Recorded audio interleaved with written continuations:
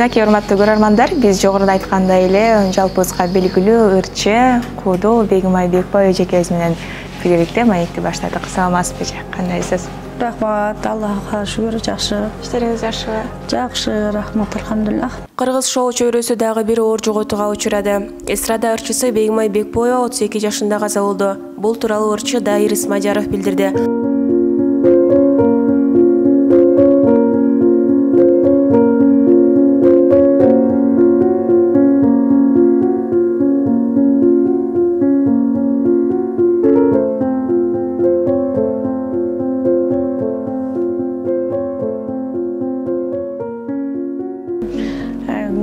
Окуткандар болду, көзтүйүлөр болду, ар кандай билбейм. Анан мен илгери баягы шарактап, гастроль, тияк бияк монтип аябай тың өзүмө тыйым монтип жүрчүмүн.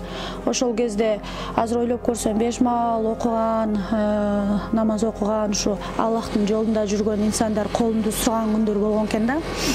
Ошол кезде жок деп, бул азыр мен буга турмушка чыксам мен такыр ырдатпай коет, чармачылыктан алыстап салат да, мен деген сахна жок жашай албайм да деп ушундай болчумун да азыр ойлоп көрсөм.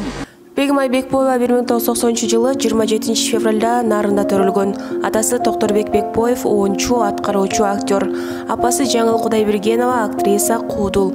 Бегимай алгач сахнага 5-классында Кыргыз Республикасынын эмгек сиңирген артисти Канике Эралиеванын концертинде Асель Турдалиеванын «Эх байке» деген ыры менен чыккан. Баланы жалгыз тарбиялоо өтө кыйын экен, өтө. Ошо мен жаштарга да айтып кетерим. Төрөсөм мен жеген тамак жеп өсөт, анан эмне деп.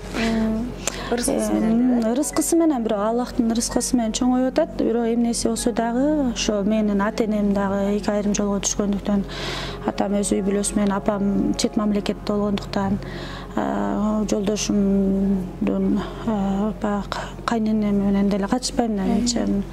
Же атасы жанында болбосо, же чоң энеси, же чоң атасы, же тай энеси, тай атасы жок. Мен элем да ошондой жалгыз болчу айтсам. Анан нянькасы бар.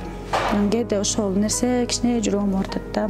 А так мындай жетиштүү эле иштеп, Аллахым 5 сом берсе да, 10 сом берсе дагы ушу иштеп аткан жеримен рызкысын берсе бардыгына жетет экен. Белгилей кетсек, ырчы 2019 жылы башынан шишик алдырганын билдирген. Сол медианын жалпы жамааты ырчынын үй бүлөсүнө терең кайгыруу менен көңүл айтат.